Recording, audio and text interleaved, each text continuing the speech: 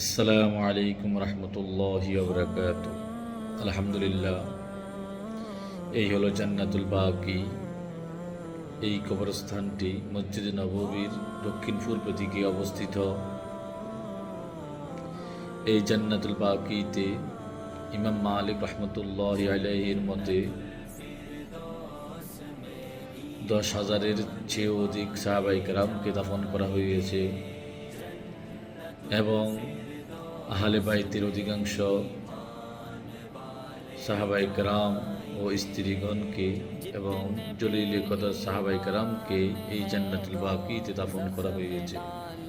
যখন হুজুর সাল্লাল্লাহু আলাইহি ওয়াসাল্লাম জান্নাতুল বাকিতে আসতেন, তাদের জন্য দোয়া করতেন, আসসালামু আলাইকুম দারা কওমিন মুমিনিন ওয়া ইন্না ইনশাআল্লাহু বিকুম লাহিকুন আল্লাহুম্মা গফির লি আহলি বাকিইল বারকাত।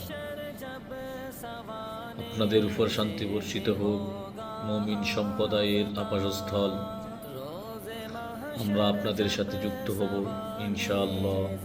হে আল্লাহ, আপনি আহলে বাকিদেরকে মাফ করিয়ে দেন এবং সাহাবায়ে কেরামকে এইভাবে শিক্ষা দিয়েছেন দোয়া করার জন্য। আমরা যখন জান্নাতুল বাকিতে যাব, আমরা এইভাবে দোয়া করব ইনশাআল্লাহ।